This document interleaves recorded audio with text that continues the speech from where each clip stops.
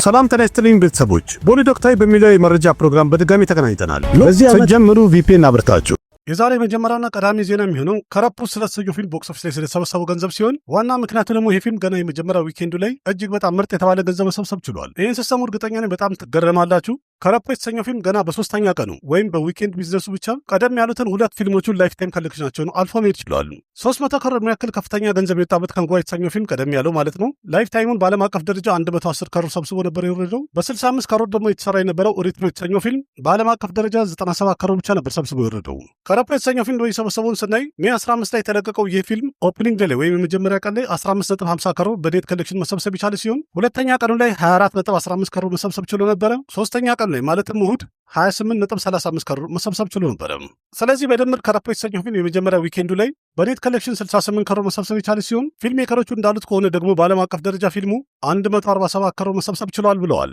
የፊልሙ በጀት በአጠቃላይ ከ130 እስከ 140 ከሮር እንደሆነ ተነግሯል ቀደም ብለው። ስለዚህ በግልጽ እያሳየ ያለው እንግዲህ ቦክስ ኦፊስ ላይ ፊልሙ ሂት እየሆነ ነው ያለው ወይም ስኬታማ እየሆነ ነው። ግን በሌላ በኩል ትሬድ አናሊስቶች ወይም የገበያ ጥናት ባለሙያዎች በብዛት እየተናገሩ ያሉት ዊኬንድ ቢዝነሱ በአጠቃላይ በዓለም አቀፍ ደረጃ 120 ከሮር ነው የሰራው ብለዋል። ግን ደግሞ በመታህ እንኳን እንያዘው ከተባለ ከበጀቱ አኳያ ሲታይ እጅግ በጣም ምርጥ ገንዘብ ነው።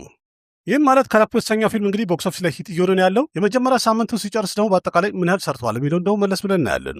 በእርግጥ ሜይ 15 ላይ አዩሽማን ኩራና የተወነበት ፐቲ ፐትኒ ኦርቮዶ የተሰኘው ፊልም ለእይታ በቅቶ ነበረ። ይህ ፊልም ገና በመጀመሪያ ዊኬንዱ ፍሎፕ መሆኑን ያረጋገጠ ፊልም ሆኗል። በ2019 ለእይታ ይበቃ የነበረው ፐቲ ፐትኒ ኦርቮ የተሰኘው ፊልም በመጀመሪያ ዊኬንዱ 36 ከሮር አካባቢ ነበር መሰብሰብ የቻለው። ሜይ 15 2026 ለእይታ ይበቃው ደግሞ ፐቲ ፐትኒ ኦርቮዶ የተሰኘው ፊልም የመጀመሪያ ዊኬንዱ ላይ ማለት በ3 ቀን ውስጥ 16 ከሮር አካባቢ ኔት ኮሌክሽን መሰብሰብ ችሏል።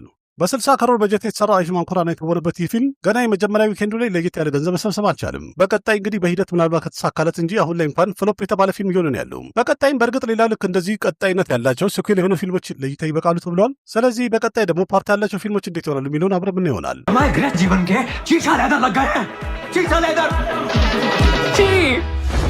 አጀይ ዴቭጋንና አኑቦም ሲና የተባሉ ዳይሬክተር በድጋሚ ሊጣመሩ እንደሆነ አንዳንድ መረጃዎች እየተነገረ ነው ያለው። ሁለቱም ደግሞ አንድ ለየት ያለ አዲስ አክሽን ፊልም ይዞ ለመመለስ እያሰቡ ነው ያሉት። አኑቦም ሲና ቀደም ብሎ ራዋን፣ ታፐርና ሙልክ የመሳሰሉ አሪፍ ፊልሞችን ዳይሬክት አድርጎ ነበረ። ከዛ መሃል ከአጀይ ዴቭጋን ጋር ካሽ የተሰኘ ፊልምም ሰርተው ነበር ቀደም ብለው። ይህ ፊልም እንደሚታወቀው ፈረንጆቹ በ2007 ነበር ለእይታ ይበቃው። ካሽ የተሰኘው ፊልም ቦክስ ኦፊስ ላይ ፍሎፕ ሆኖ ነበር ያለፈው። ምናልባት በዛ ይመስላል ከዛ በኋላ አጀይ ዴቭጋንና አኑቦም ሲና ከጭራሽ ተገናኝተውም ተነጋግሮ ማያውቁም ነበረ። ከ19 ዓመት ቆይታ በኋላ እንግዲህ ሁለቱ ጥንዶች በድጋሚ ተጣምሮ ለመስራት አንድ አክሽን ፊልም ይዞ ለመምጣት እያሰቡ ነው ያሉት። ዳይሬክተሩ አኑቦም ሲና ያዘጋጀውን አዲስ ስክሪፕት ለአጀይ ዴቭጋን ያሰማው የነገረው ሲሆን የፊልሙ ኮንሰፕትና ታሪኩ በአጠቃላይ አጀይ ዴቭጋን በጣም ተመችቶታል ወይም ወዶታል። ግን አጀይ ዴቭጋን ደግሞ የፈለገው የፊልሙ ስኬል ከፍ እንዲል ነው።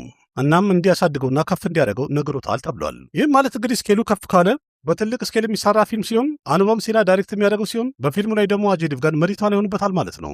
አጀይ ዴቭጋን በአሁኑ ሰዓት ላይ ደማልፎርና ድርሸምስር የተሰኙ ፊልሞች ቀረጻቸው ሙሉ ለሙሉ አጠናቋል። በአሁኑ ሰዓት ላይ ደግሞ ከሬንጀር ጭምር ጎልማል 5ኛውን ክፍልም ቀረጻ እያደረገ ነው ያለው። ስለዚህ ከጎልማል 5 በኋላ አጀይ ዴቭጋን ደግሞ የትኛውን ፊልም ይሰራል የሚለውን በቀጣይ ጥቂት ቀናት ውስጥ አናውንስ ይደረጋል ማለት ነው።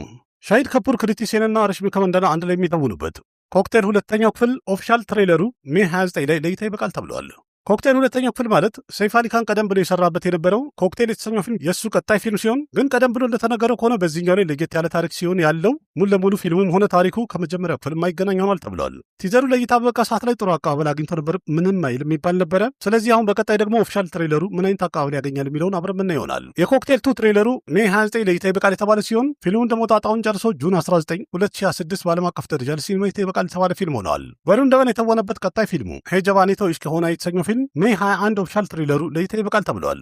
ሄጀባኔቶ ኢሽቅ ሆና የተሰኘው ፊልም ዴቪድ ደበን ሲሆን ዳይሬክት ያደረገው። በፊልሙ ላይ ደግሞ ከቨሩን ደበን ጋር ፑጃ ሄግሬና ሙንራል ታኩል ከፊት ቦታውን ይዘው የሚጫወቱበት ፊልም ሆነዋል። ዴቪድ ደበን ዳይሬክት ያደርገዋል ስለተባለ ተመልካቹ በዚህ ፊልም ላይ ተስፋ ነበረው። ቲዘሩ እንደታየው ከሆነ ግን ፊልሙ የማይረባ ይሆናል ተብሎ በጣም ተፈርተዋል። ቲዘሩ በእርግጥ ፊልሙ ፍሎፕ እንደሚሆን በደንብ አሳይቷል፣ አሳምኗል። ግን ደግሞ ኦፊሻል ትሬለሩ ምን ይመስላል የሚለውን አብረን ምን ይሆናል። ስለዚህ ሄጀባኔቶ ኢሽቅ ሆና የተሰኘው ፊልም ኦፊሻል ትሬለሩ ሜይ 21 ለእይታ የሚበቃ ሲሆን ፊልሙን ጣጣውን ጨርሶ ጁን 5 2026 በዓለም አቀፍ ደረጃ ለሲኒማ እይታ ይበቃል ተብሏል። አጀይ ዴቭጋን የተወነበት ደማልፎር የተሰኘው ፊልም 2 ሳምንት ወደፊት እንደተራዘመ ተነግሯል። ይህም ማለት ይህ ፊልም ጁላይ 3 ላይ ለእይታ ይበቃም ማለት ነው።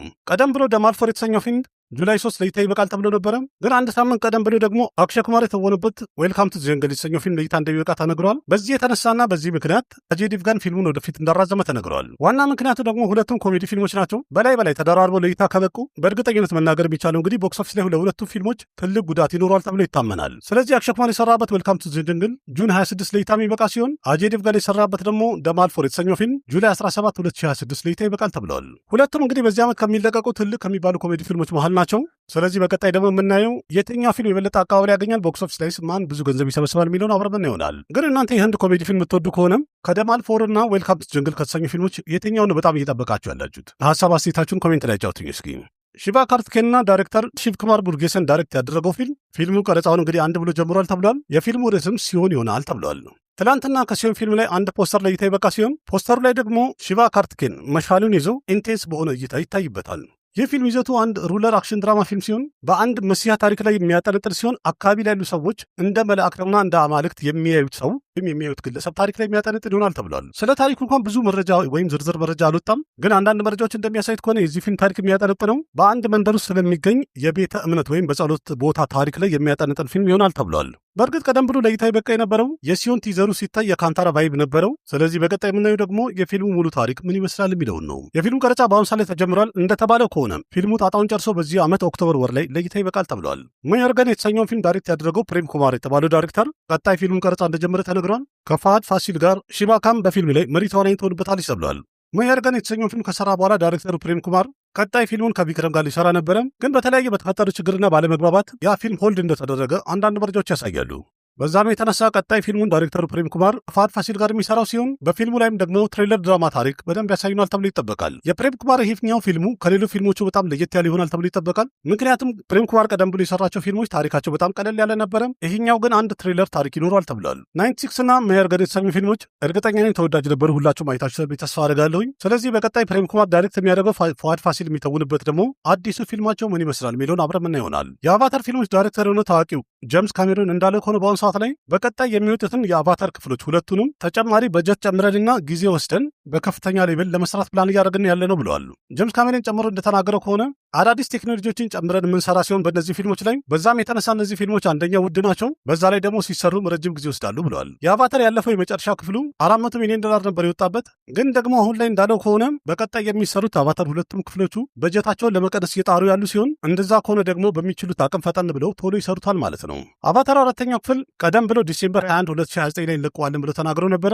ግን ደግሞ ሲታይ ገና የፊልሙ ቀረጻም አልተጀመረም። ስለዚህ ከአቫታር ቀጣይ ክፍሎቹ ጋር ተጨማሪ አፕዴት እስከመቼ ድረስ ይወጣል፣ ፊልሞቹንም ደግሞ ጣጣቸውን ጨርሰው እስከመቼ ይዘው ይመጣሉ የሚለውን መጠበቅ ብቻ ነው አማራጫችን።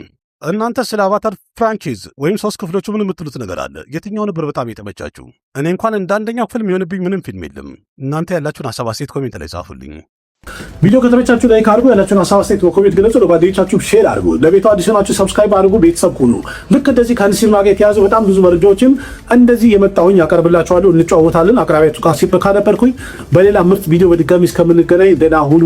ባባይ ना जाने कैसा एहसास है बुझती नहीं है क्या प्यास है क्या नशा इस प्यार का मुझ पे सनम छाने लगा कोई न जाने क्यों चैन होता है क्या करूँ